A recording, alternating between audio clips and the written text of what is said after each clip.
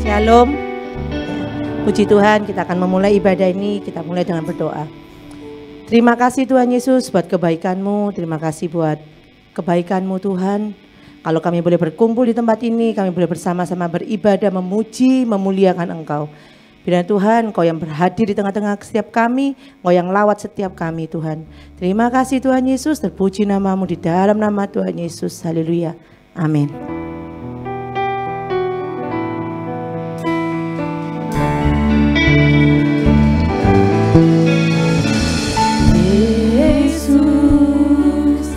Kemuliaan-Mu pulihkan hatiku, Yesus. Kemuliaan-Mu berkati hidupku.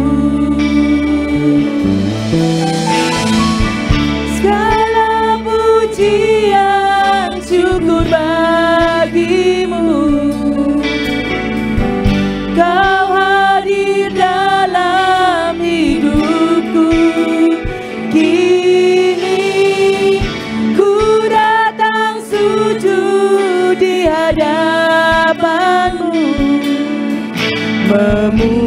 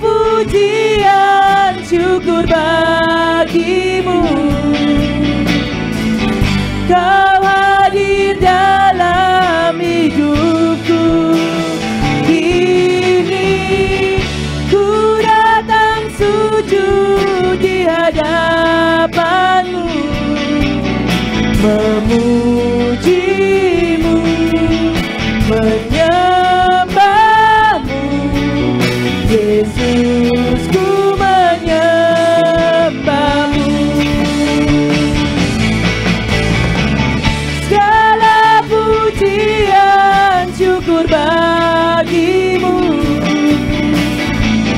Kau hadir dalam hidupku.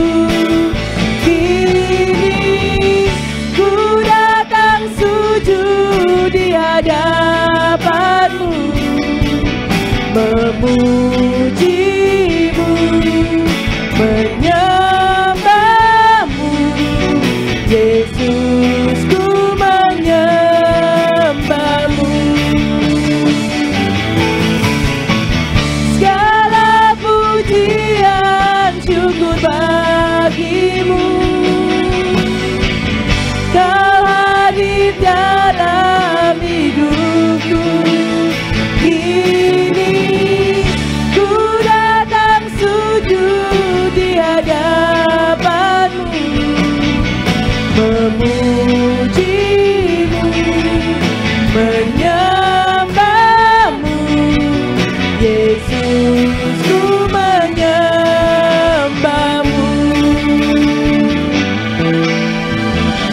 Segala pujian syukur bagimu. Kau hadir dalam hidupku. Kini ku datang sujud di hadapanmu, memujimu,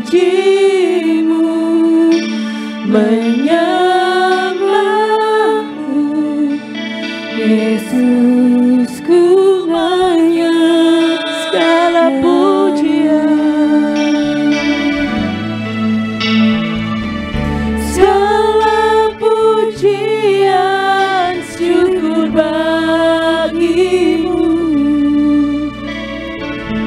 Kau hadir dalam hidupku. Kini ku datang sujud di hadapanmu, memujimu, menyembahmu. Yesus, ku menyembahmu. Segala pujian syukur bagimu. Kau hadir dalam hidupku. Kini ku datang sujud di hadapanmu, memujimu, menyembahmu. Yesus, ku menyembahmu. Yesus, ku menyembahmu. Yesus, ku menyembahmu.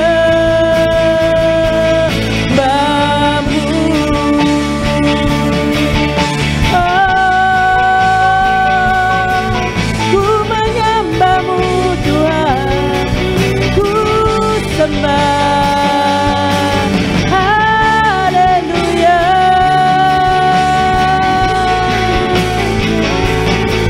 Segala pujian hanya bagimu Tuhan. Ku tinggikan Engkau, ku agungkan. Haleluya,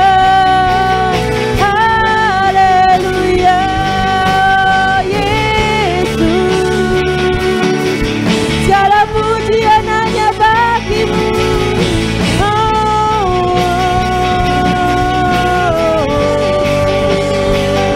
Ku sembah Kau Tuhan, ku agungkan. Hanya Kau yang layak kami sembah, hanya Kau yang layak kami tinggikan. Engkau Tuhan, pelindung kami, penopang keselamatan kami. Yesus,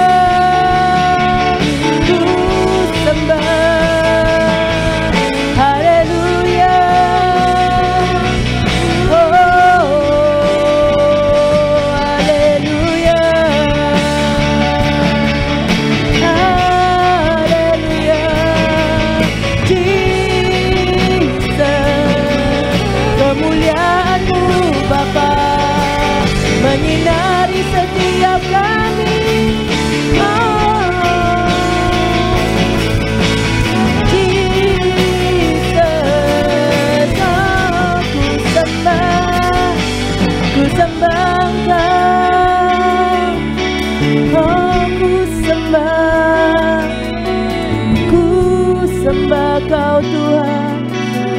Jesus, oh, Jesus, haleluya.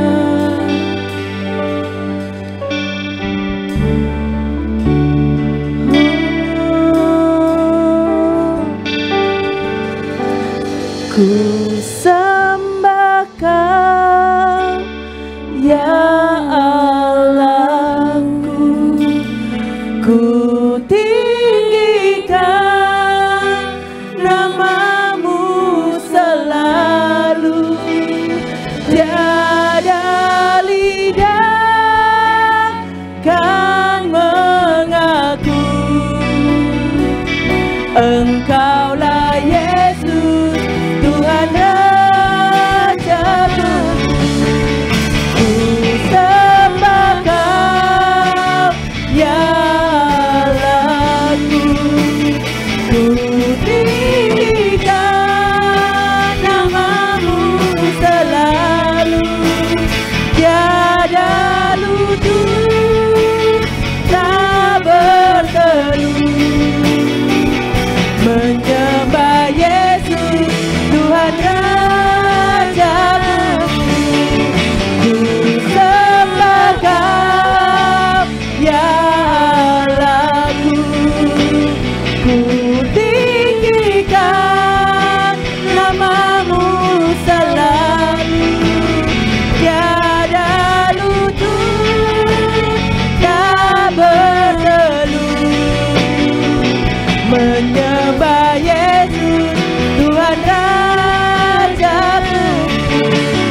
Ku sembah Kau, ya Allahku, ku tinggikan nama-Mu selalu. Tiada lidah kan mengaku Engkaulah Yesus, Tuhan Rajaku. Ku sembah Kau, ya Allahku, ku tinggikan nama-Mu selalu. Tiada lutut kan mengaku menyembah Yesus, Tuhan Rajaku. Ku sembah Kau, ya Allahku, ku tinggikan nama-Mu selalu. Tiada lidah tak mengaku Engkaulah Yesus, Tuhan Rajaku. Engkaulah Yesus, Tuhan Rajaku. Engkaulah Yesus, Tuhan Rajaku. Haleluya. Terima kasih Tuhan, hanya Engkau Tuhan kami, hanya Engkaulah Tuhan dan Raja kami Tuhan. Terpuji nama-Mu Tuhan, di dalam nama Tuhan Yesus, haleluya, amin.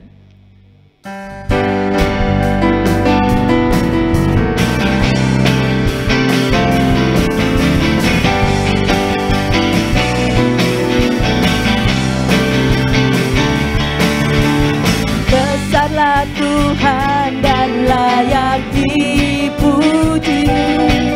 Besarlah nama-Nya, kekalah kuasa-Nya. Aman berlindung dalam naungan-Nya. Dia Allah bagi kita, di pihak kita. Besarlah Tuhan dan layak dipuji. Besarlah nama-Nya, kekalah kuasa-Nya. Aman berlindung dalam naungan-Nya. Dia Allah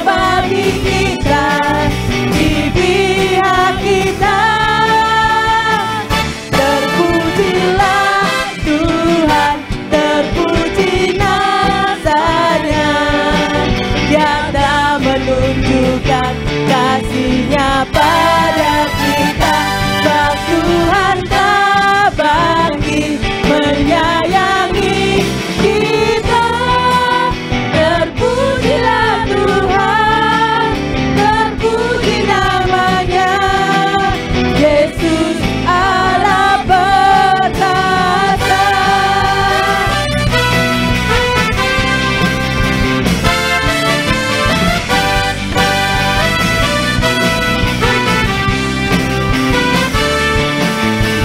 Besarlah Tuhan dan layak dipuji, besarlah namanya, kekallah kuasa-Nya. Aman berlindung dalam naungan-Nya, Dia Allah bagi kita, di pihak kita. Terpujilah Tuhan, terbukti kuasa-Nya, yang telah menunjukkan kasih-Nya pada kita. Sebab Tuhan telah bangkit menyayangi kita. Terpujilah Tuhan, terpuji namanya, Yesus Allah perkasa. Pujilah Tuhan, terbukti kuasa-Nya, Dia telah menunjukkan kasih-Nya pada kita. Sebab Tuhan telah bangkit menyayangi kita. Terpujilah Tuhan, terpuji namanya, Yesus Allah perkasa. Yesus Allah perkasa. Yesus Allah perkasa.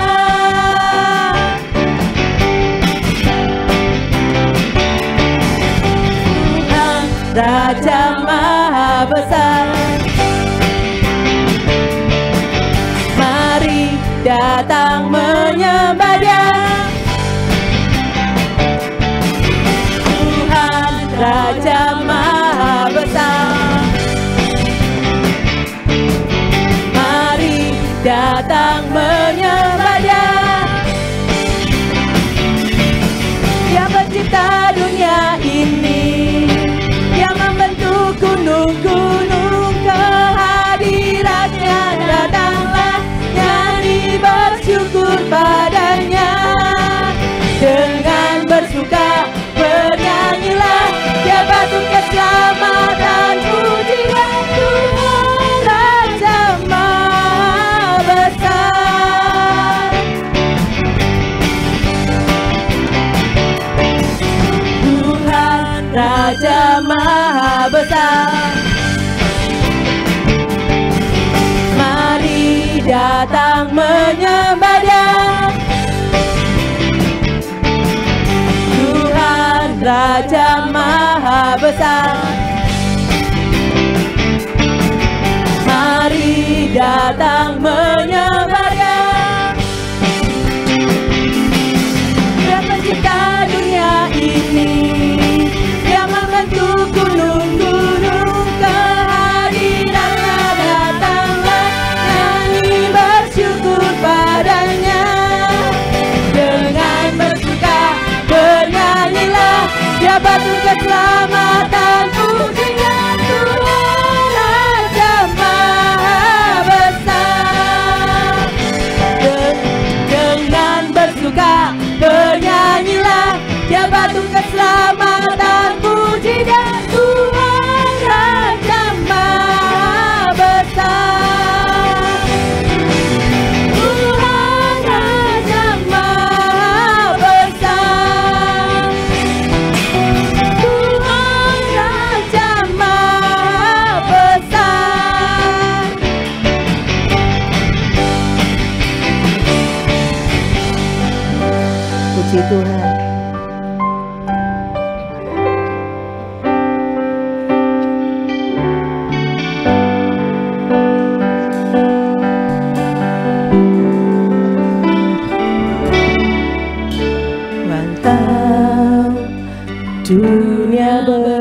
berubah, namun kasih-Mu Tuhan tetap sama di hidupku. Kau setia dalam setiap rencana-Mu, ku percaya hidupku ada dalam-Mu.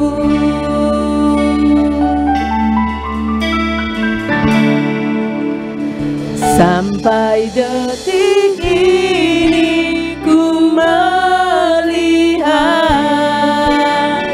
penyertaan-Mu sempurna. Sampai selamanya Kaulah Tuhan, satu-satunya pengharapanku.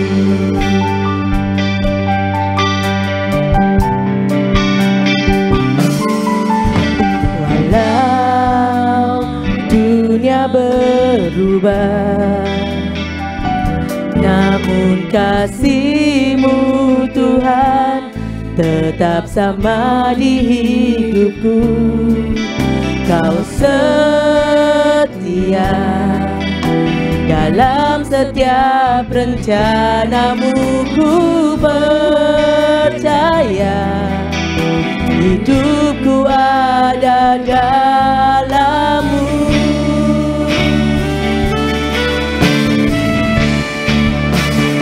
Sampai detik ini ku melihat penyertaan-Mu sempurna. Sampai selamanya Kaulah Tuhan, satu-satunya pengharapanku. Sampai detik ini ku melihat penyertaan-Mu sempurna. Sampai selamanya Kaulah Tuhan, satu-satunya pengharapanku. Sampai detik ini ku melihat penyertaan-Mu sempurna. Sampai selamanya Kaulah Tuhan, satu-satunya pengharapanku.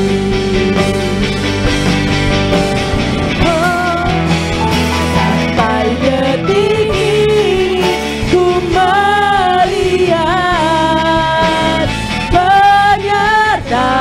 penyertaan-Mu sempurna. Sampai selamanya Kaulah Tuhan, satu-satunya pengharapanku.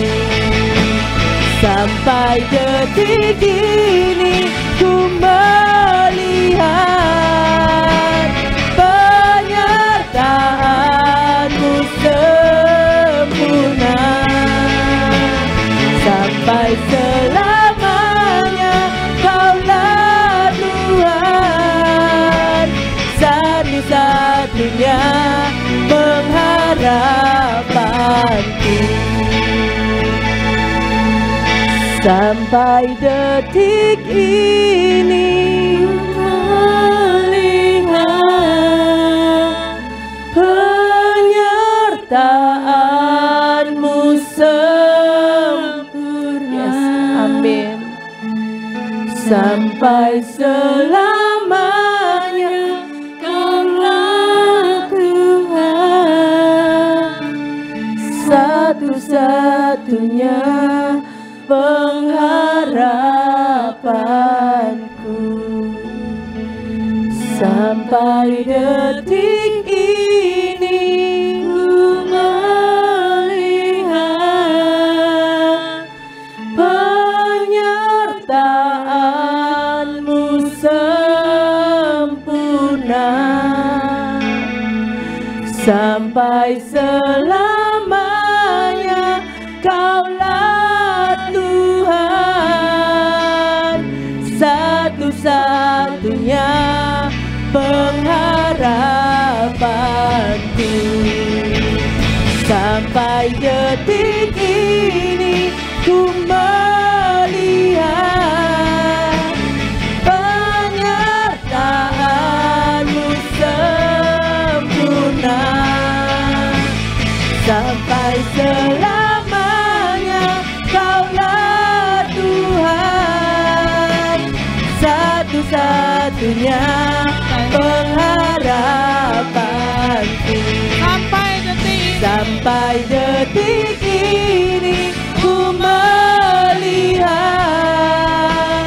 penyertaan-Mu sempurna,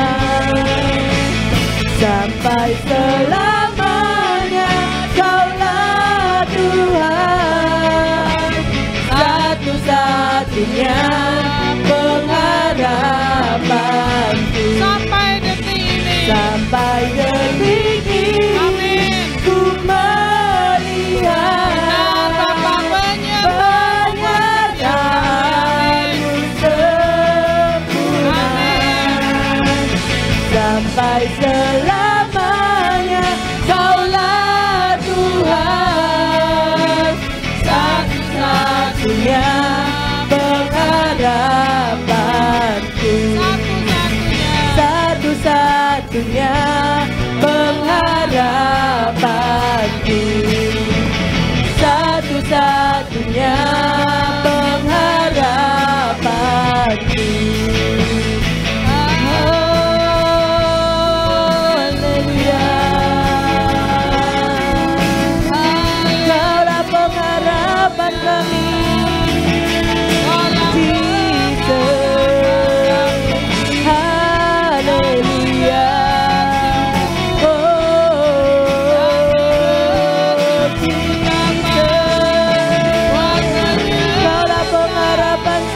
kami, Kaulah Tuhan Yesus,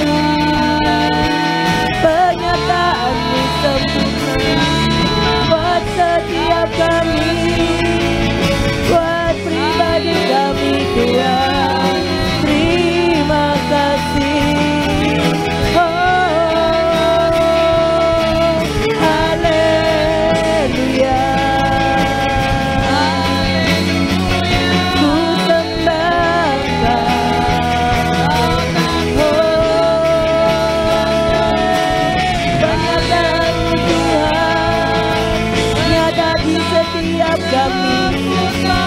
Nyata kami rasakan buat kehidupan kami, Yesus. Kami bersyukur buat kasih-Mu. Oh, haleluya, haleluya. Terima kasih Tuhan. Terima kasih Bapa, penyertaan-Mu sempurna buat setiap kami. Sampai detik ini, sampai saat ini Engkau tidak pernah meninggalkan kami Tuhan. Kami mengucap syukur Bapa untuk kebaikan dan kemurahan-Mu yang Engkau berikan buat setiap kami. Sehingga saat ini kami boleh ada di tempat ini. Semua karena penyertaan-Mu, perlindungan-Mu buat setiap kami Bapa. Terima kasih Tuhan, kalau sebentar lagi kami mau mendengarkan firman-Mu. Kiranya firman-Mu boleh berbicara pada setiap kami. Menguatkan kami, memulihkan kami ya Bapa. Urapi hamba-Mu saat ini akan membentangkan akan firman-Mu. Sehingga apa yang kami keluarkan dari mulut bibir hamba-Mu merupakan isi hati-Mu. Buat setiap kami yang mendengarkan, turunkan anugerah-Mu buat setiap kami juga yang mendengarkan. Roh Kudus-Mu menyertai kami Bapa. Kami siap mendengarkan firman-Mu di dalam nama Tuhan Yesus. Haleluya. Amin. Puji Tuhan, silakan duduk Bapak Ibu. Kita dipertemukan kembali saat ini di ibadah raya semua karena kemurahan Tuhan dan kebaikan Tuhan. Penyertaan Tuhan itu sempurna. Kita tadi pujikan, sampai detik ini kita sudah melewati 3 bulan di bulan Maret. Kita tahu bahwa sampai saat ini penyertaan Tuhan itu sungguh sempurna buat kita. Karena Dia tidak pernah meninggalkan kita. Amin. Puji Tuhan. Kita saat ini mau belajar firman Tuhan. Saya mau tanya kepada Bapak, Ibu, Saudara semua. Seringkali kita saat ini, tema kita pada tahun ini, Divine Direction, jadi arahan Tuhan. Kita selama 3 bulan, mulai dari Januari sampai dengan bulan ini, kita itu mendengar firman banyak dari hamba Tuhan yang membawakan mengenai arahan tuntunan ilahi di dalam hidup kita.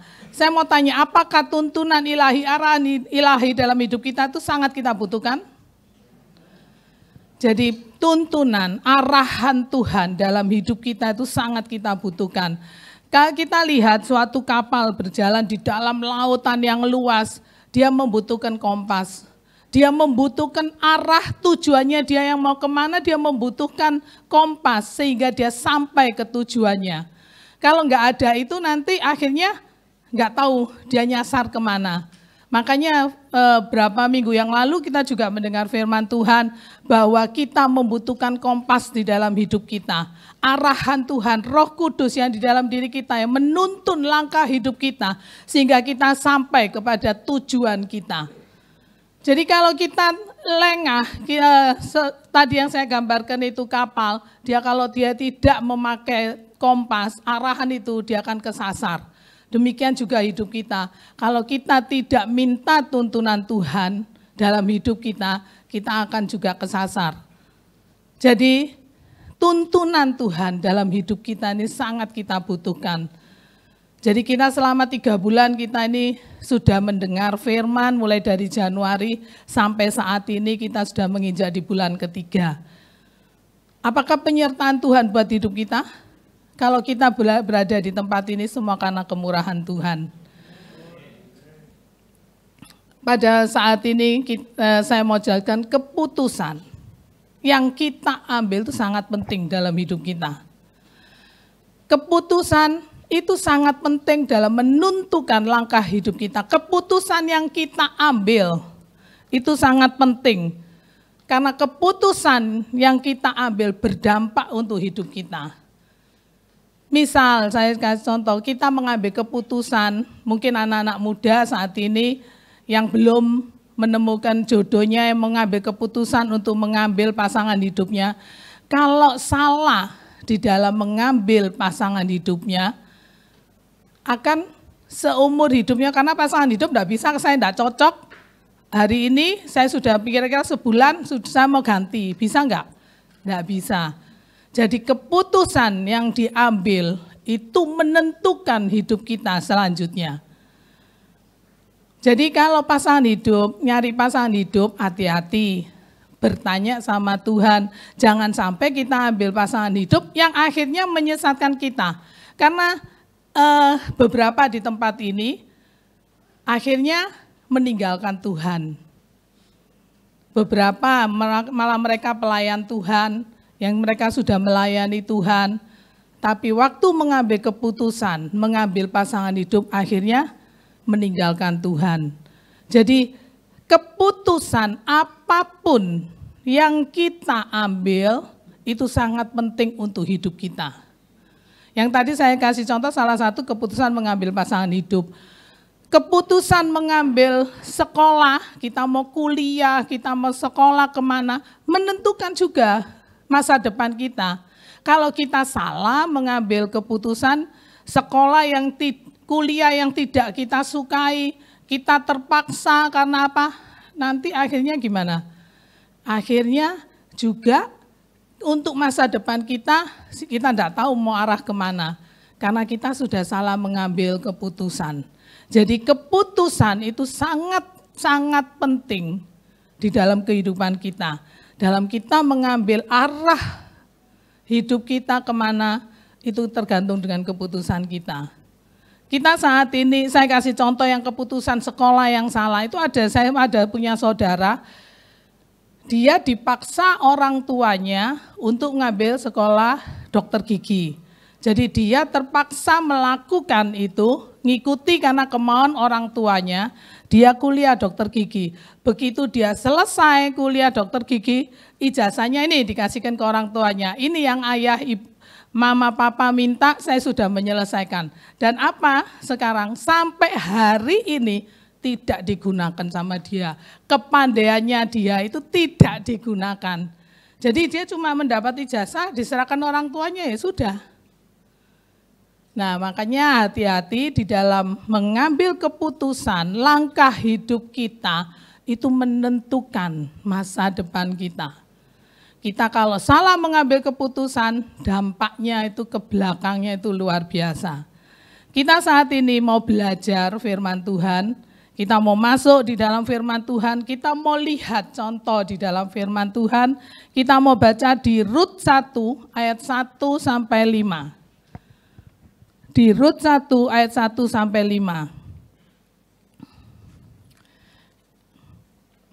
Pada zaman para hakim memerintah ada kelaparan di tanah Israel. Lalu pergilah seorang dari Betlehem Yehuda beserta istrinya dan kedua anaknya laki-laki ke daerah Moab untuk menetap di sana sebagai orang asing. Nama orang itu ialah Elimelek, nama istrinya Naomi, dan nama kedua anaknya Mahlon dan Kilion. Semuanya orang-orang Efrata dari Betlehem Yehuda, dan setelah sampai ke daerah Moab, diamlah mereka di sana. Kemudian matilah Elimelek, suami Naomi, sehingga perempuan itu tertinggal dengan kedua anaknya. Keduanya mengambil perempuan Moab, yang pertama bernama Orpa, yang kedua bernama Rut, dan mereka diam di situ kira-kira 10 tahun lamanya. Lalu matilah juga keduanya, yakni Mahlon dan Kilion, sehingga perempuan itu kehilangan kedua anaknya dan suaminya. Ini Rut pernah dibahas, dan Bapak Gembala juga pernah membahas mengenai Rut, dan yang terakhir Bapak Isa juga pernah membahas mengenai Rut, dan saat ini saya membahas dengan kitab Rut tapi dengan yang berbeda, karena setiap kita, walaupun yang dibahas itu firman-Nya sama, tapi setiap kita memiliki hikmatnya dari Tuhan yang berbeda. Kalau Bapak Ibu menyimak waktu Bapak Gembala atau Pak Isa, Bapak Ibu juga akan mengerti. Kita saat ini mau belajar di Rut 1. Kita lihat di sini Rut 1. Pada zaman para hakim memerintah, ada kelaparan di tanah Israel, lalu pergilah seorang dari Betlehem Yehuda beserta istrinya dan kedua anaknya laki-laki ke daerah Moab. Dan nama orang itu siapa? Elimelek. Padahal Bethlehem artinya itu rumah roti dan suatu subur, daerah-daerah yang subur. Tapi di sini Elimelek mengambil keputusan, dia pindah karena terjadi kelaparan, dia pindah ke daerah Moab. Padahal di sini kita tahu bahwa Moab itu tidak bisa masuk di dalam kerajaan, tidak diakui. Kita lihat di Ulangan 23 ayat 3. Ulangan 23 ayat 3 menceritakan mengenai Moab.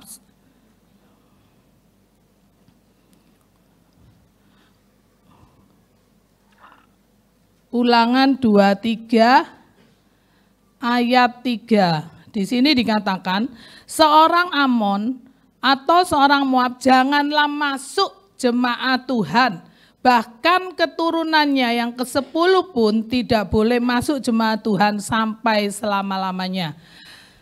Jadi ada sudah peringatan dari Tuhan dan ada memang Tuhan berkata bahwa Moab janganlah masuk dalam jemaat Tuhan, tidak diakui di dalam jemaat Tuhan karena Bani Moab dan Amon itu hasil dari Lot dan anaknya.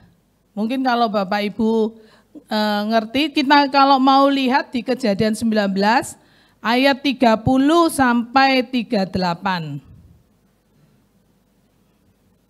Kejadian 19 ayat 30. Lot dan kedua anaknya perempuan. Pergilah Lot dari Zoar dan ia menetap bersama-sama dengan kedua anaknya perempuan di pegunungan. Sebab ia tidak berani tinggal di Zoar. Maka diamlah ia dalam suatu gua beserta kedua anaknya. Kata kakaknya kepada adiknya, ayah kita telah tua dan tidak ada laki-laki di negeri ini yang dapat menghampiri kita seperti kebiasaan seluruh bumi. Marilah kita beri ayah kita minum anggur, lalu kita tidur dengan dia, supaya kita menyambung keturunan dari ayah kita. Pada malam itu mereka memberi ayah mereka minum anggur, lalu masuklah yang lebih tua untuk tidur dengan ayahnya. Dan ayahnya itu tidak mengetahui ketika anaknya itu tidur dan ketika ia bangun. Keesokan harinya berkatalah kakaknya kepada adiknya, tadi malam aku telah tidur dengan ayah. Baiklah malam ini juga kita beri dia minum anggur, masuklah engkau untuk tidur dengan dia, supaya kita menyambung keturunan dari ayah kita. Demikianlah juga pada malam itu mereka memberi ayah mereka minum anggur, lalu bangunlah yang lebih muda untuk tidur dengan ayahnya, dan ayahnya itu tidak mengetahui ketika anaknya itu tidur dan ketika ia bangun. Lalu mengandunglah kedua anak Lot itu dari ayah mereka, yang lebih tua melahirkan seorang anak laki-laki dan menamainya Moab. Dialah bapak orang Moab yang sekarang, dan yang lebih muda pun melahirkan seorang anak laki-laki dan menamainya Ben-Ami. Dialah bapak Bani Amon yang sekarang. Nah, ini mengenai kisah bagaimana kenapa Moab tidak diizinkan masuk dalam jemaat Tuhan. Kita tahu bahwa antara Lot dan kedua anaknya yang melahirkan Bani Moab dan Bani Amon. Nah, kenapa Lot lari? Saya rasa mungkin Bapak Ibu semua sudah ngerti ceritanya mengenai Sodom dan Gomora, bagaimana Lot lari dan istrinya jadi tiang garam. Jadi tinggal mereka bertiga, mereka lari dan waktu itu anak-anaknya punya pikiran yang seperti itu, dia membuat ayahnya mabuk dan mereka tidur dengan ayahnya sehingga lahirlah Moab dan Amon. Nah, kita tahu bahwa cerita ini, kenapa Moab tidak bisa masuk di dalam jemaat Tuhan, kita tahu ceritanya. Nah, di sini kita kembali lagi ke Elimelek. Elimelek mengambil keputusan, dia mengambil keputusan untuk pindah ke daerah Moab. Padahal dia sudah tahu kan perintah Tuhan, hukum Tuhan bagaimana, tapi dia mengambil keputusan yang salah, sehingga berdampak kepada penderitaan. Kenapa saya katakan di penderitaan? Karena kita lihat di sini di ayat 1 sampai 5 bagaimana Elimelek pindah ke daerah Moab itu, dan di sana kedua anaknya, dia memiliki dua anak laki dan kedua anaknya mengambil istri orang Moab. Padahal sudah dikatakan, sudah dilarang, Tuhan sudah memberikan perintah, tapi dia tetap akan lakukan itu. Dan akhirnya dengan cerita ini, Elimelek juga meninggal, kedua anak lakinya juga meninggal, yang tersisa hanya istrinya Naomi dan kedua menantunya, orang Moab. Nah, kita tahu di sini, keputusan yang kita ambil, keputusan yang salah yang kita ambil berdampak kepada penderitaan.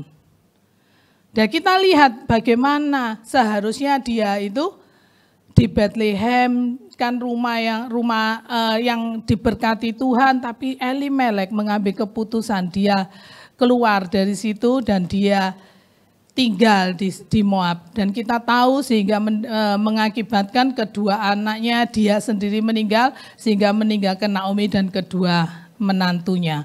Nah, makanya sekarang yang penting bagi kita, keputusan yang kita ambil, kita harus ikut sertakan Tuhan. Apakah kita di dalam menjalani hidup kita ini, keputusan yang kita ambil, kita tuh senantiasa bertanya kepada Tuhan, apakah aku boleh Tuhan melakukan ini? Apakah Engkau izinkan aku melakukan ini? Makanya kita harus ada hubungan dengan Tuhan.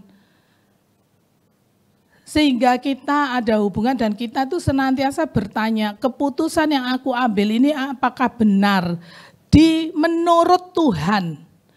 Kalau menurut Tuhan ya saya katakan, bukan menurut kita. Kalau menurut kita, karena kita akan merasa apa yang kita lakukan pasti benar. Itu karakter manusia. Karakter dari setiap kita manusia selalu merasakan benar.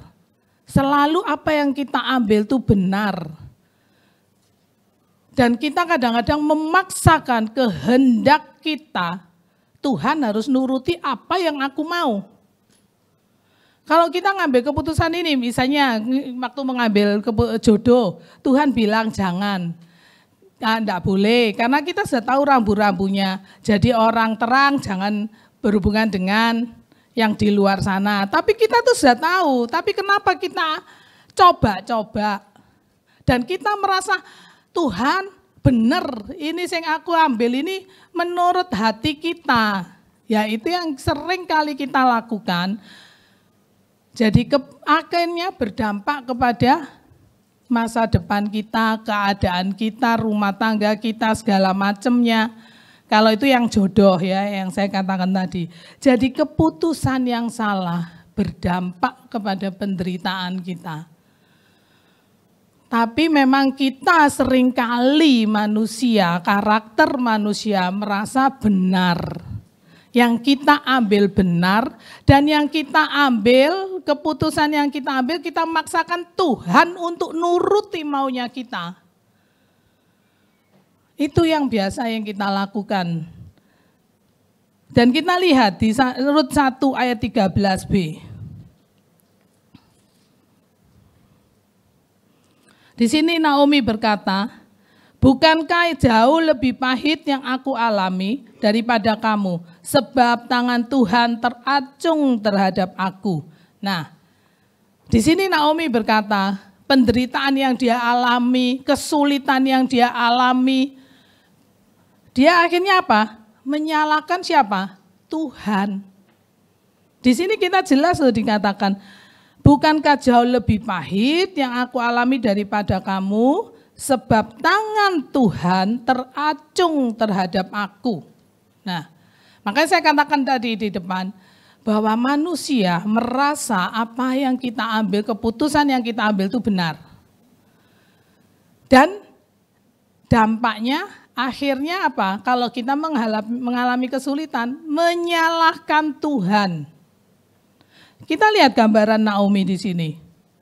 Karena penderitaannya, dia menyalahkan Tuhan. Dia berkata, tangan Tuhan teracung terhadap aku, padahal Tuhan itu tidak seperti itu, memberikan mencobaan atau memberikan kita masalah itu, Tuhan tidak melakukan seperti itu.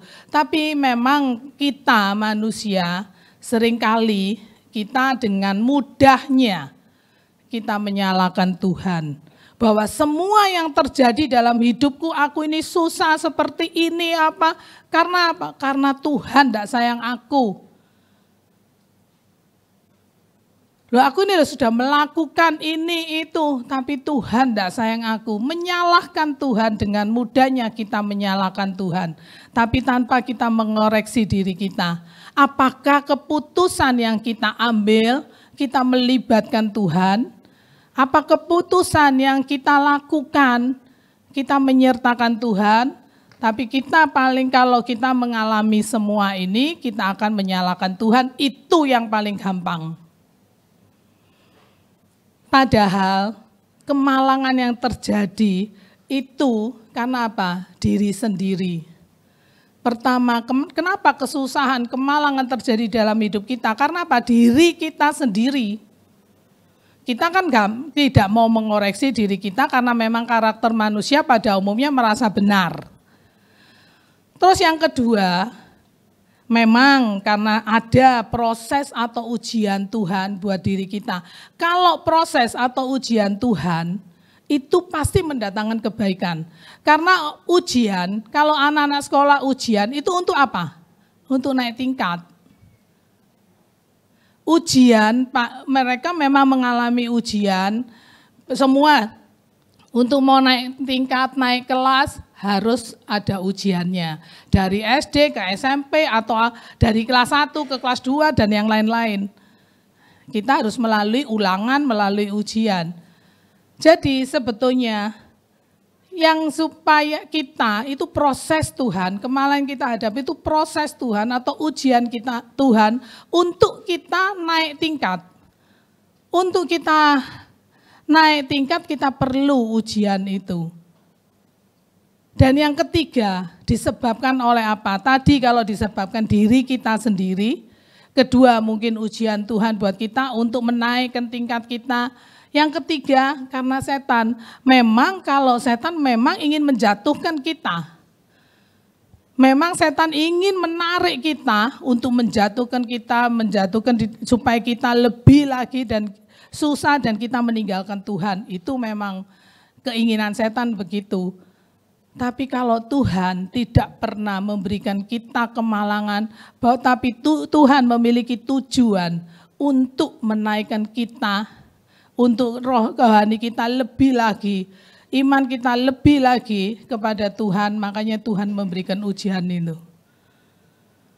Tapi kalau kita memang seringkali merasa bahwa semua kemalangan ini seolah-olah kita menyalahkan Tuhan. Itu yang lebih mudah memang yang kita lakukan. Lebih mudah kita cari kesalahan orang. Misal di apapun di dalam kita bekerja atau dimanapun, kalau terjadi suatu kesalahan, pasti kita cari kambing hitam. Kita tidak akan mungkin mengakui bahwa ya memang aku yang bersalah. Maaf atau apa enggak, kita pasti cari kesalahan orang lain. Kalau masalah dalam rumah tangga kita terjadi, kita tidak akan koreksi, pasti saling menyalahkan satu dengan yang lain. Nah ini sebab karena kamu, ini karena ini, karena ini, karena ini. Nah jadi kita mencari kesalahan orang lain. Kenapa kita terjadi seperti ini? Padahal kita kita tidak melihat bahwa diri kita yang salah. Kenapa kita sampai dikeluarkan dari pekerjaan? Karena apa? Kita malas, kita tidak disiplin kerja, kita tidak melakukan pekerjaan dengan baik. Nah, tapi ujung-ujungnya tetap yang disalahkan siapa? Perusahaan. Karena dianggap, ini perusahaan tidak manusiawi, apa segala macam, apa kan gitu. Tapi kita tidak pernah melihat diri kita. Seperti kita lihat di Rut ini. Keputusan yang diambil Elimelek berdampak kesusahan buat keluarganya. Buat Naomi, buat menantunya. Mereka kehilangan orang-orang yang dicintai. Tapi di sini kita tahu Naomi tetap menyalahkan Tuhan. Jadi kesulitan yang dia hadapi seolah-olah semua karena ditimbulkan oleh Tuhan. Padahal kita tidak pernah mengoreksi bahwa yang kesalahan, keputusan yang kita ambil itu salah. Dan yang kedua kita lihat di Rut 1 ayat 20. Rut 1 ayat 20, tetapi ia berkata kepada mereka, janganlah sebutkan aku Naomi, sebutkanlah aku Mara, sebab yang Maha Kuasa telah melakukan banyak yang pahit kepadaku. Nah, di sini penderitaan berat dapat menyebabkan apa? Kepahitan. Di sini kita lihat belajar dari Naomi, padahal arti kata Naomi itu manis dan menyenangkan. Arti kata Naomi yang sebenarnya itu manis, menyenangkan.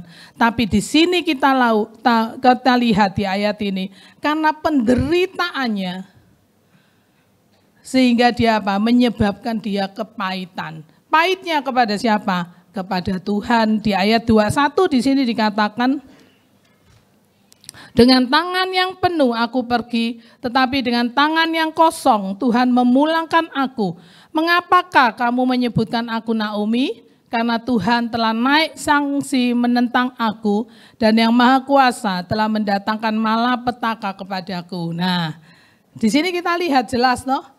Jadi dia mengalami masalah, mengalami penderitaan, menyebabkan dia pahit. menyalahkan Tuhan lagi, pahitnya kepada Tuhan. Di sini dia katakan dengan tangan penuh aku pergi. Berarti dia kan dengan tangan penuh, dia memiliki uang, dia kecukupan, dan sekarang dengan tangan yang kosong Tuhan memulangkan aku. Jadi di sini dia pahit, dia berkata di ayat 20 di atasnya, jangan sebut aku Naomi, sebut aku Mara, sebab yang Maha Kuasa telah melakukan banyak yang pahit kepadaku. Nah, di sini kita lihat, bagaimana kita lihat belajar dari Naomi ini. Kepahitan, kesusahan membuat dia pahit. Karena apa? Dari awalnya keputusan yang salah yang diambil, berdampak penderitaan. Sehingga dia kehilangan kedua anaknya, dan di situ kehilangan suaminya, dia pahit kepada Tuhan. Jadi dengan mudahnya kembali lagi saya katakan kita menyalahkan Tuhan. Jadi kita merasa bahwa kesusahan yang kita hadapi, kesulitan yang kita hadapi disebabkan oleh Tuhan. Padahal kesulitan, kesusahan yang kita hadapi juga karena diri kita, kesalahan kita, karena kita sendiri yang melakukan tanpa kita mau koreksi diri kita. Jadi makanya Bapak Ibu, dari awal tadi saya katakan keputusan yang kita ambil sangat penting. Dan keputusan yang kita ambil, keputusan salah yang kita ambil berdampak buat hidup kita. Karena itu kita butuh kompas seperti yang 2 minggu yang lalu yang dikatakan oleh Bapak Yohanes.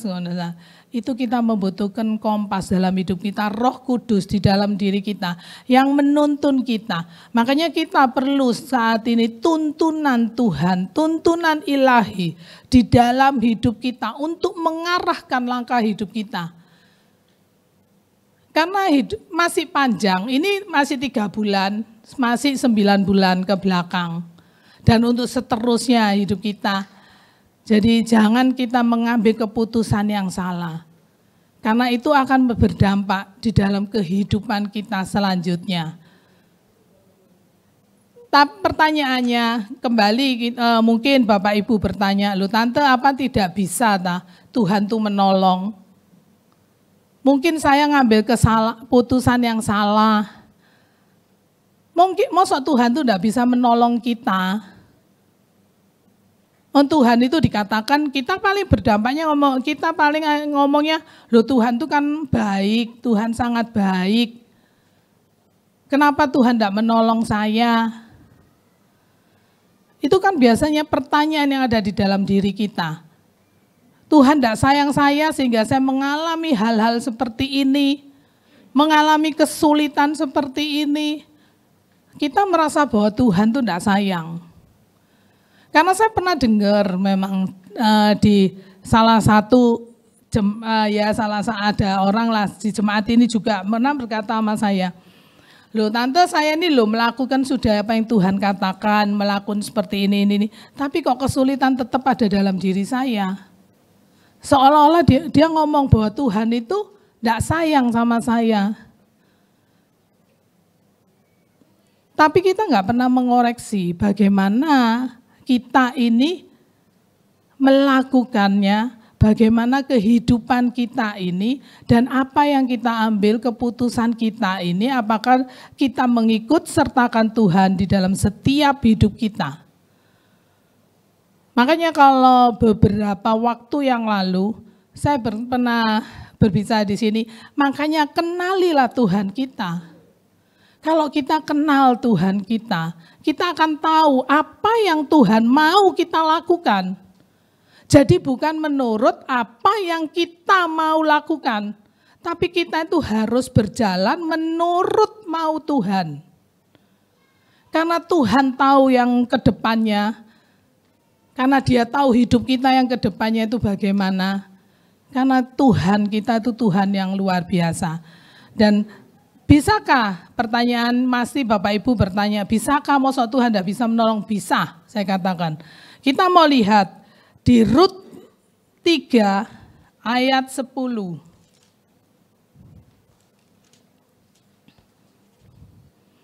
Tuhan bisa, Tuhan sanggup memulihkan kita. Di Rut 3 ayat 10, lalu katanya, diberkatilah kiranya engkau Tuhan, ya anakku, diberkatilah kiranya engkau oleh Tuhan, ya anakku, sekarang engkau menunjukkan kasih-Mu lebih nyata lagi daripada yang pertama kali. Karena engkau tidak mengejar-ngejar orang-orang muda, baik yang miskin maupun yang kaya. Di sini kita tahu bahwa Tuhan sanggup memulihkan kita. Tuhan memiliki berbagai macam cara untuk membawa pemulihan di dalam hidup kita. Saya katakan ya, Tuhan memiliki berbagai macam cara untuk memulihkan hidup kita, asal kita bergantung kepada Tuhan. Dengan sikap apa? Rendah hati, taat, setia. Kemarin minggu lalu sudah pernah dibawa oleh Pastor Yordan mengenai rendah hati. Apa yang dikatakan rendah hati? Kita menyadari bahwa semua apa yang kita miliki itu dari Tuhan. Jadi kita harus di sini Tuhan sanggup. Makanya pertanyaan sanggup. Kalau seandainya saya salah mengambil keputusan, apakah Tuhan sanggup memulihkan? Sanggup, saya katakan. Tuhan sanggup memulihkan kita. Berbagai macam cara Tuhan untuk membawa pemulihan, asal kita bergantung kepada Tuhan. Asal kita itu memiliki sikap rendah hati, taat dan setia. Kita lihat di Rut ini bagaimana Rut dia itu tunduk dan taat kepada mertuanya Naomi. Dia menurut apa kata mertuanya. Dia menuruti apa kata Naomi sehingga Naomi dan Rut semua mengalami pemulihan. Kita tahu di Rut 1 ayat 16. Di sini dikatakan, janganlah desak aku meninggalkan engkau dan pulang dengan tidak mengikuti engkau, sebab kemana engkau pergi, ke situ jugalah aku pergi, dan di mana engkau bermalam, di situ jugalah aku bermalam. Bangsamu lah bangsaku dan Allahmu lah Allahku. Kita tahu Moab tidak mengenal Tuhan, dia tidak masuk di dalam Tuhan itu yang dikatakan jemaat Tuhan, tapi Rut karena Naomi, di sini dikatakan, janganlah desak, Allahmu lah Allahku. Dia mengakui seperti itu. Allahmu lah Allahku. Waktu dia didesak oleh Naomi untuk pulang ke negara, ke Moab untuk tinggal karena Naomi akan balik ke Bethlehem. Tapi di situ dia berkata, Allahmu lah Allahku. Karena apa? Karena perbuatan Naomi. Sehingga dia bisa mengenal Tuhan. Dan dia menunjukkan sikap pengabdian dan kesetiaannya kepada Naomi. Sehingga Tuhan memulihkan Naomi dan Rut ini. Sehingga di dalam keturunannya Rut, karena kesetiaan Rut, melahirkan keturunan Daud dan mendapatkan kasih karunia, kita tahu bahwa Tuhan Yesus lahir dari keturunan Daud. Karena apa? Yaitu tadi karena Rut rendah hati, taat, dan setia. Kalau kita menghadapi masalah dalam hidup kita, kesulitan kita datang kepada Tuhan, kita merendahkan hati. Jangan kita menyombongkan diri kita dan kita mengatakan menyalahkan Tuhan. Kita menyalahkan Tuhan dengan semua keadaan yang terjadi dalam hidup kita. Dan kita merasa sombong, kita merasa bahwa semua yang aku peroleh karena kerja kerasku. Semua keadaan yang aku dapat semua ini karena diriku, karena aku bekerja dengan keras, sehingga aku mendapatkan semua ini karena diriku. Tapi kita tahu di sini kalau seandainya, Tuhan diketek gini sekali aja, sudah kita akan habis, Supaya makanya kita jangan menyombongkan, jangan kita sombong bahwa oh aku seperti ini karena aku bekerja, aku sekolah, aku pintar. Tidak, semua yang kita punya adalah karena Tuhan. Karena kebaikannya. Jadi makanya di situ dikatakan kita harus rendah hati, taat dan setia kepada Tuhan. Karena janji Tuhan buat orang yang setia di Ulangan 7 ayat 9. Ulangan 7 ayat 9, di sini dikatakan, sebab itu haruslah kau ketahui bahwa Tuhan Allahmu, dialah Allah, Allah yang setia, yang memegang perjanjian dan kasih setianya terhadap orang yang kasih kepadanya dan berpegang pada perintahnya sampai kepada beribu-ribu keturunan. Janji Tuhan buat orang yang setia, janji Tuhan buat kita semua. Janji Tuhan itu buat kita yang rendah hati, kita taat, setia di dalam menghadapi kehidupan ini. Kita mau merendahkan diri, kita rendah hati, bukan rendah diri. Rendah diri dan rendah hati itu beda. Tapi kita mau merendahkan hati kita kepada Tuhan. Bahwa semua yang kita miliki, apa yang ada di dalam hidup kita ini semua karena Tuhan. Semua karena kemurahan Tuhan. Makanya dalam hidup kita harus minta hikmat Tuhan senantiasa. Di dalam mengambil keputusan, di dalam melangkah untuk apapun juga. Di dalam kita mau bekerja, di dalam kita mau ngambil keputusan untuk bekerja, pindah pekerjaan, kita mau mengambil pasangan hidup, kita mau apapun juga, kita harus minta hikmat. Firman Tuhan yang di minggu pertama dari Bapak Gembala mengatakan, mintalah hikmat dari Tuhan di dalam hidup kita. Jadi mintalah hikmat dari Tuhan di dalam kita mengambil keputusan. Tuntunan hidup kita ini sangat kita butuhkan karena tuntunan Tuhan sangat kita butuhkan di dalam kehidupan kita. Di dalam kita mengambil keputusan apapun juga, libatkan Tuhan dalam hidup kita. Jadi kita berdoa, minta Tuhan, apakah aku boleh mengambil pasangan hidup ini? Apakah aku boleh bekerja di sini? Apakah aku mau usaha ini? Atau apapun, libatkan Tuhan di dalam hidup kita. Karena Tuhan tidak pernah meninggalkan kita. Karena keputusan yang kita ambil, keputusan salah yang kita ambil, berdampak di dalam kehidupan kita. Jangan sampai kita mengalami masalah, kita pahit, kita menyalahkan Tuhan. Itu yang kedua. Tapi yang ketiga, berita yang luar biasa.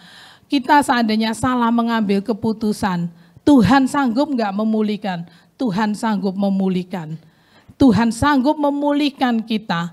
Karena asal kita mau rendah hati, kita taat dan setia. Karena apa? Di dalam setiap masalah kita, bahwa ada Tuhan di dalam hidup kita. Bahwa penyertaannya itu luar biasa. Dia tidak pernah meninggalkan kita. Itu yang harus kita ingat di dalam diri kita. Masalah apapun yang kita hadapi, bahwa Tuhan itu ada. Dan Tuhan tidak pernah meninggalkan kita. Jadi saya tutup dengan kesaksian saya di keluarga saya. Ini tahun 2000, lama di tahun 2004.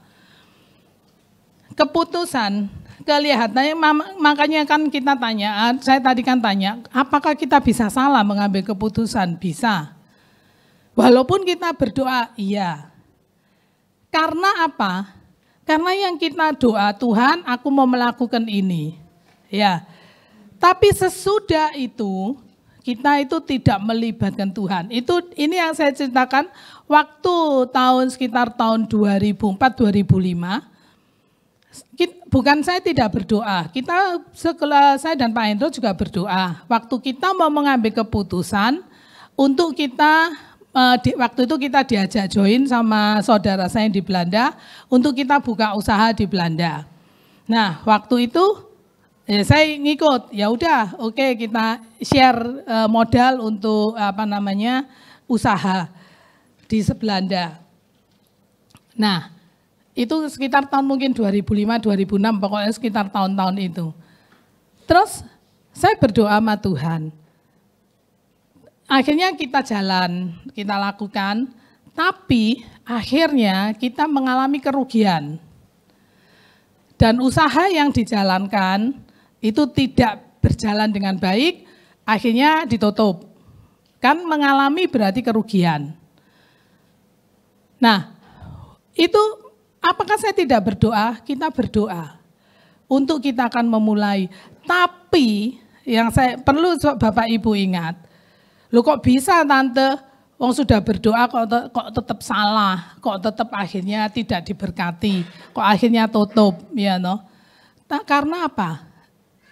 Kita tidak mengikut sertakan Tuhan dalam selanjutnya. Karena kita memakai cara pikir kita sendiri. Seharusnya kita memakai pola pikir Allah. Pola pikir Tuhan. Saya beda antara pola pikir dan cara berpikir kita. Kalau seorang mau buat baju, mesti Mbak Prima yang penjahit. Kalau mau buat baju kan mesti harus ada polanya. Kan harus ada ininya ya atau polanya. Nah, tapi kalau kita mau pakai cara kita wes enggak pakai pola, langsung dipotong cara karena sudah menganggap bahwa dirinya ini pinter ya loh. Wah, langsung aja. Bisa jadi enggak? Enggak bisa jadi. Makanya kita membutuhkan pola pikir Tuhan di dalam setiap kita melakukan tindakan kita. Nah, waktu itu kira-kira salah enggak? Karena saya berpikir begini, anak saya Al-Safan kan sekolah di Belanda waktu itu. Nah, saya berpikir gini, ya sudah daripada saya setiap bulan ngirim ya tahu untuk biaya dia sekolah, lah lebih baik kan saya punya usaha nanti hasilnya untuk membiayai dia sekolah. Salah apa benar pikiran saya? Ayo, salah atau benar? Benar menurut anggapan saya, karena ya sudah daripada setiap bulan kita mengirim kan lebih baik kita jadikan usaha nanti hasilnya keuntungannya untuk biaya sekolah. Pasti itu yang kita pikirkan ya pasti benar. Tapi ternyata itu tidak Tuhan izinkan. Karena saya memakai pikiran saya sendiri, cara saya sendiri tidak lagi mengandalkan Tuhan. Sebetulnya benar kan? Wah itu caranya kita berdagang, caranya kita begini, wes nanti kan kita biasanya kan seperti itu, oh aku punya uang segini, wes sama sono bank, nanti bunganya buat aku hidup, gini. Ya kan, itu benar bukan salah.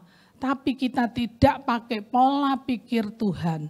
Kita memakai cara pikir kita sendiri, bahwa kita mengandalkan kekuatan dan kemampuan kita, bahwa dengan ini meringankan aku semua, tapi Tuhan tidak izinkan. Dan Tuhan izinkan sampai akhirnya tutup usaha yang kita jalani itu tutup. Dan yang saya katakan bahwa setiap masalah yang kita hadapi Tuhan ikut campur tangan. Waktu itu saya itu memang pernah ada seorang hamba Tuhan yang waktu dari Indonesia waktu ke Belanda. Dia tahu, dia ikut mendoakan waktu itu. Terus waktu dia tutup, dia tuh tanya sama kita, apakah kamu menyalahkan Tuhan dalam hal ini? Apakah kamu kecewa dengan keadaan yang terjadi sekarang ini? Kita menjawab, enggak. Kita tidak kecewa dengan apa yang terjadi saat ini. Kita mengalami kerugian, benar memang kita mengalami kerugian keuangan. Tapi kita tahu, kita belajar dari masalah ini. Bahwa kita tidak boleh mengandalkan pikiran, tidak boleh mengandalkan diri kita. Kita boleh berpikir, kita kalau tidak berpikir ya tidak mungkin ya no. Tapi kembalikan semua kepada Tuhan. Apakah Tuhan kehendaki dengan seperti itu? Karena kita merasa, wes nanti ini di atas kertas. Kita ngitungnya semua di atas kertas pasti untung begini di atas kertas. Tapi itu yang tidak suka.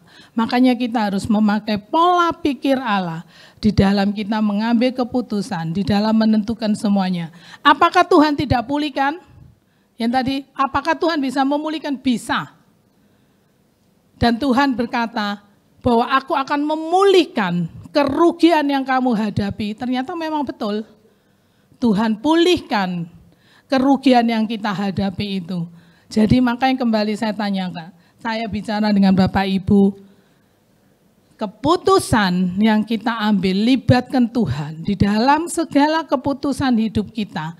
Apapun yang kita lakukan, kita mau apapun, kita kembalikan, serahkan kepada Tuhan. Pakai pola pikir Allah. Jangan kita memakai cara pikir kita sendiri, karena kita bisa, kita mampu, di atas kertas semuanya oke. Tapi itu tidak ada artinya. Makanya Tuhan ngomong apa? Cari cara, pakai pola pikir Allah di dalam kehidupan kita. Dan Tuhan turut campur tangan. Apapun yang kita hadapi, kesulitan yang kita hadapi, Dia tidak pernah meninggalkan kita. Karena kita memiliki Tuhan yang luar biasa.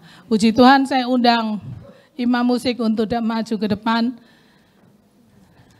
Kita tahu apapun yang kita hadapi, Tuhan tidak pernah meninggalkan kita.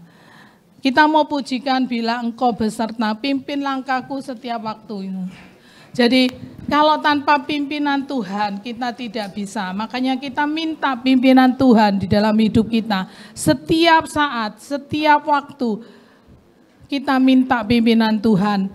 Karena pujian tadi mengatakan sampai detik ini. Jadi firmannya, pujiannya mengatakan sampai detik ini. Sampai detik ini berarti sampai sekarang, sampai kita ada di tempat ini, Tuhan tetap menyertai dan melindungi kita. Apapun yang Bapak Ibu hadapi, mungkin Ibu Bapak Ibu salah di dalam mengambil keputusan, tapi kita tahu Tuhan tidak pernah meninggalkan kita. Di dalam saat kesulitan apapun, Dia akan menyertai kita. Kita mau pujikan itu.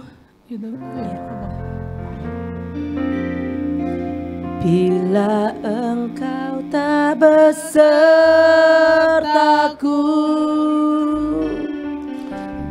ku tak mau berjalan. Ku perlu Tuhan, pimpin langkahku dengan kasih karunia-Mu. Pimpin langkahku setiap waktu, berjalan dalam Roh-Mu. Nyatakan Tuhan kemuliaan-Mu, dan berjalanlah Pimpin langkahku. bila Engkau tak besertaku. Inilah menjadi doa kita. Bila Tuhan tidak beserta dengan kita, kita tidak mau untuk berjalan.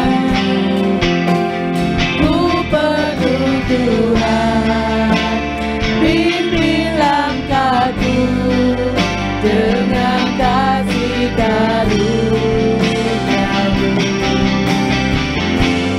Pimpin langkahku setiap waktu. Amin. Berjalan dalam Roh-Mu. Ku perlu Tuhan, kemuliaan-Mu, Kami serahkan Bapak dan Gembala. berjalanlah denganku. Bila Engkau tak besertaku, Saya undang Ibu Maria untuk doa. ku tak mau berjalan.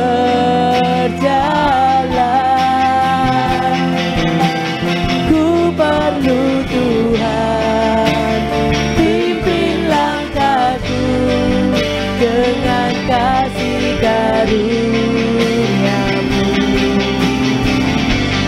Pimpin langkahku setiap waktu, berjalan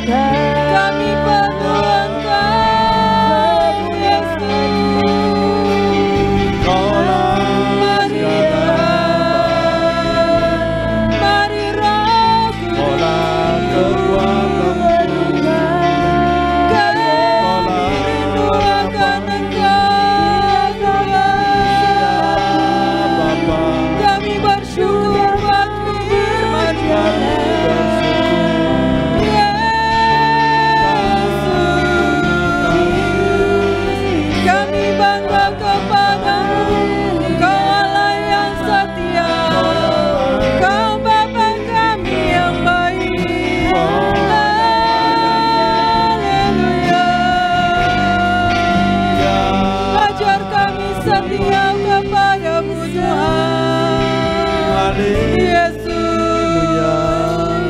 segala kemuliaan hanya bagimu ya Bapa. Segala pujian hormat hanya bagimu Tuhan. Terima kasih ya Yesus. Terima kasih ya Roh Kudus. Terima kasih Tuhan. Terima kasih. Terima kasih ya Yesus. Terima kasih ya Roh Kudus. Sungguh kami bangga memiliki Allah yang seperti Engkau Tuhan. Tak habis-habisnya rahmat-Mu selalu baru tiap pagi Tuhan. Sungguh besar kesetiaan-Mu kepada kami. Walau kami kadang tidak setia, Engkau tetap setia kepada kami Tuhan. Kami bersyukur buat firman yang Kau berikan kepada pagi hari ini kepada setiap kami Tuhan. Mengingatkan kami untuk kami terus berjalan dalam tuntunan-Mu. Untuk kami selalu melibatkan Engkau dalam setiap keputusan kehidupan kami ya Bapa. Tuhan beri kami kepekaan untuk kami boleh mendengarkan suara-Mu lebih lagi ya Bapa. Tuhan ampuni kami jika selama ini Tuhan kami tidak melibatkan Engkau dalam setiap keputusan hidup kami ya Bapa. Ampuni kami Tuhan, ampuni kami. Kami rindu Tuhan hidup kami boleh senantiasa menyenangkan hati-Mu. Kami boleh menjadi pribadi-pribadi yang setia kepadamu Tuhan. Terima kasih buat firman yang Kau berikan pada pagi hari ini. Kami bersyukur, sungguh kami bersyukur Tuhan. Engkau memberkati Ibu Gembala yang telah menyampaikan benar firman-Mu Tuhan. Kiranya urapan dari Allah Bapa di surga itu turun Tuhan. Semakin hari Kau pakai untuk menjadi berkat dimanapun melayani Tuhan. Engkau pakai Tuhan pelayanan yang sungguh-sungguh menjadi berkat bagi kami sebagai jemaat Tuhan. Kami rindu jiwa kami juga boleh dipuaskan di dalam Engkau ya Bapa. Terima kasih Tuhan Kau bawa setiap kami Tuhan ke sungai-Mu Tuhan. Untuk kami boleh merasakan akan hadirat-Mu lebih lagi ya Bapa. Terima kasih Tuhan. Terima kasih Engkau memberkati keluarga dari Ibu Gembala kami di tempat ini Tuhan. Engkau memberkati pekerjaannya, apapun yang dikerjakan Tuhan buat berhasil senantiasa ya Bapa. Terima kasih Tuhan, terima kasih. Terima kasih kami sungguh mendapatkan berkat pada pagi hari ini Tuhan. Kami sungguh mendapatkan jawaban dalam setiap pergumulan kami pada hari ini Tuhan. Ketika kami datang, kami pulang, kami boleh merasakan berkat-berkat surgawi itu Tuhan. Berkat jasmani, berkat rohani, bahkan berkat yang tidak terduga-duga itu boleh tercurah dalam setiap kehidupan kami Bapa. Terima kasih Tuhan, terima kasih. Kami menyerahkan ibadah ini dari pertengahan sampai akhirnya ke dalam tangan kasih kuasa-Mu. Kami tetap rindukan kuasa hadirat-Mu memenuhi akan tempat ini Tuhan. Sehingga kami boleh menjadi berkat buat tetangga kiri kanan muka belakang kami Tuhan. Terpujilah Engkau Bapa, kekal selama-lamanya dan sampai selama-lamanya. Apa yang tidak pernah kami lihat, apa yang tidak kami dengar, bahkan timbul dalam hati kami. Kau berikan para orang senantiasa mengasihi-Mu dan biarlah kami terus belajar mengasihi-Mu dengan senang hati kami. Terpujilah Bapa, di dalam nama Yesus kami berdoa ucap syukur, haleluya. Amin. Silakan duduk Bapak Ibu Saudara. Kita telah diberkati melalui firman Tuhan pada siang hari ini. Saya akan sampaikan kegiatan gereja seminggu depan. Hari Jumat ada ibadah wanita dimulai jam 6 sore. Hari Sabtu ada doa pagi dimulai jam 5 pagi. Dan hari Sabtu minggu depan tanggal 22 ibadah gabungan antara ibadah anak dan ibadah teens, dan dilanjutkan dengan ibadah raya dimulai jam setengah 10, Sabtu ibadah 22 Maret, ibadah gabungan teens dan anak dimulai setengah 5 sore. Dan Minggu ibadah teens dan ibadah anak tidak ada, libur, karena sudah digantikan di hari Sabtunya. Minggu cuma ada ibadah raya dimulai setengah 10 pagi. Ya. Tanggal 26 ada baptisan April, ya 26 April bukan 26 Maret. Tanggal 26 April ada baptisan. Nanti tanggal 18 April sebelum baptisan ada kelas untuk pemahaman di dalam baptisan. Tanggal 18 April jam 13. Jadi sesudah ibadah raya kita pulang dulu, makan-makan, tapi kembali jangan ngantuk. Ya, jam 1 kita ada pelajaran untuk yang akan dibaptis. Dan tanggal 19 yang kedua, ya pelajaran yang kedua, hari Sabtu tanggal 19 April jam 5 sore. Ada yang kurang jelas Bapak Ibu Saudara? Yang mau ikut baptis tidak ada alasan, saya nggak bisa, karena sudah jauh-jauh hari, jadi bisa diatur supaya ikut kelasnya. Ya. Yang mau dibaptis, angkat tangan. Oh, cuman 1 ya. 1, 2, 3, 4. Ingat saya ada 12. 5, 6, 7, kurang 5, 8, kurang 4. Ada. Oh, Ivel, enggak kelihatan. Ya. Jadi yang mau ikut baptisan tanggal 26 April harus ikut kelasnya ya. Tidak ada alasan lagi, Om, saya nggak bisa. Kalau nggak bisa, nanti kelasnya nggak ikutin, nggak bisa. Jangan ya. Kalau memang itu SOP-nya ya kita jalanin ya. Inilah pengumuman saya. Dan Bapak Ibu saudara, ada lagi pengumuman yang lebih penting lagi.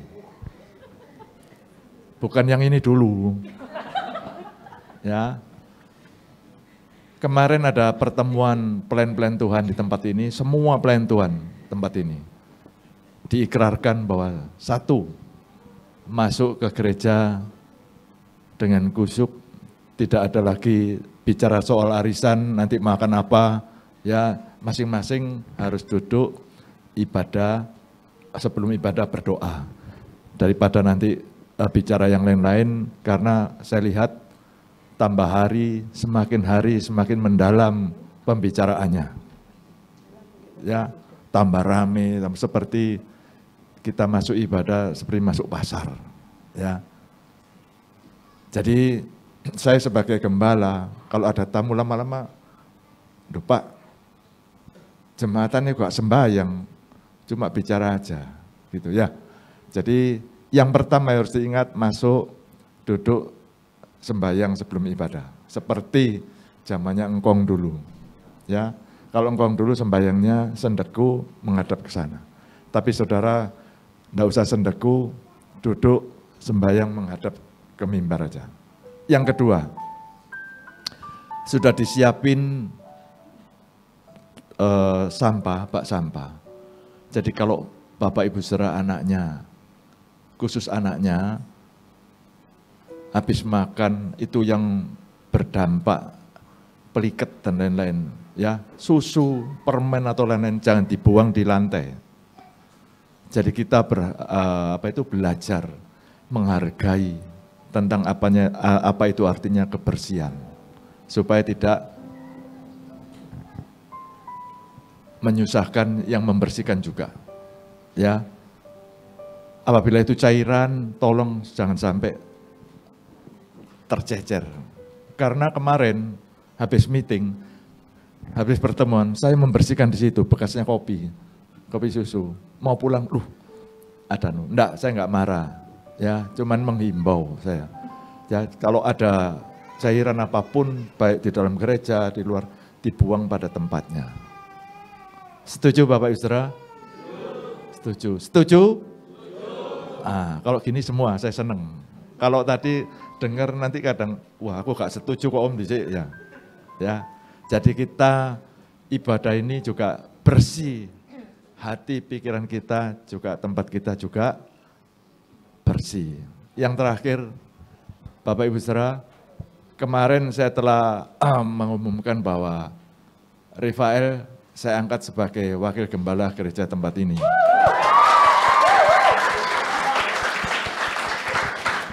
Supaya bisa menjembatani antara saya dan kaum muda, teens dan lain. Kalau saya ikut selalu ke teens, nanti ada Om Hendro malu, mau tanya apa malu, ya, dan bisa mewakili saya di setiap acara apapun. Tapi tetap intinya biarpun anak saya tetap lapor ke saya, ya, apa yang akan dilakukan tetap lapor sama saya. Ada yang kurang setuju? Setuju. Setuju. Mari kita. Oh, ada lagi satu yang saya lupa juga.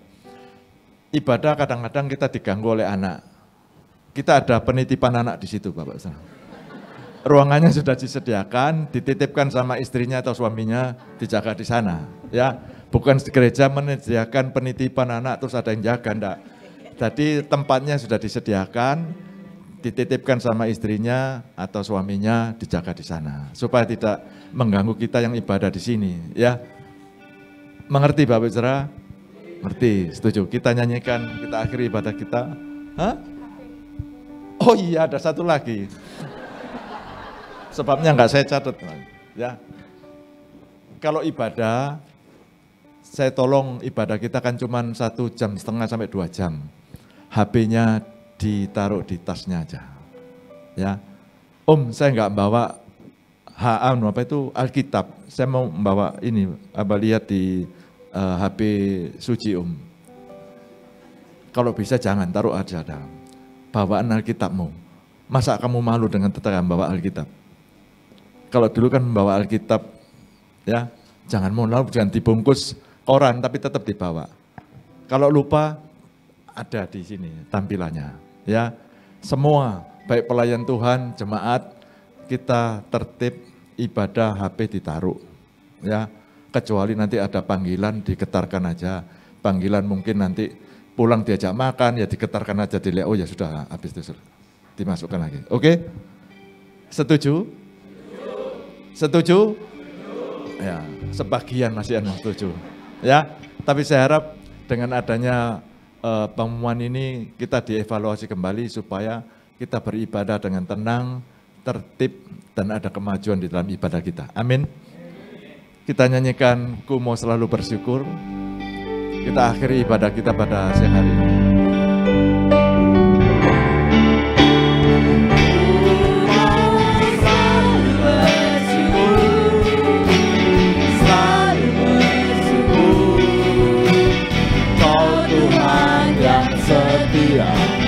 Yang selalu menopang, ku mau selalu bersyukur, selalu bersyukur. Oh Bapa-Ku yang setia, ku mau selalu bersyukur, selalu bersyukur. Oh Tuhan yang setia, menopang, ku mau selalu bersyukur, selalu bersyukur. Oh Bapa-Ku yang setia, oh Bapa-Ku yang setia, oh Bapa-Ku yang setia. Kami bangga, kami bersyukur mempunyai Allah yang seperti Engkau. Allah yang besar, Allah yang dahsyat, Allah yang luar biasa, Allah yang selalu mengatur hidup kami, Allah yang selalu setia terhadap kami semuanya ya Bapa. Engkau telah memimpin ibadah pada siang hari ini, awal hingga akhir tidak kurang satu apapun, dan Engkau melalui firman-Mu Engkau ingatkan kembali. Bapa, biarlah kami di dalam menjalani apapun melibatkan Engkau dalam semuanya ya Bapa. Dan Engkau Allah yang sanggup memulihkan apabila kami melakukan kesalahan di dalam kami, oh Tuhan, menentukan sesuatu, tapi Engkau sanggup memulihkan. Dengan kerendahan hati kami mengaku di hadapan-Mu, dan Engkau sanggup memulihkan untuk semuanya ini ya Bapa.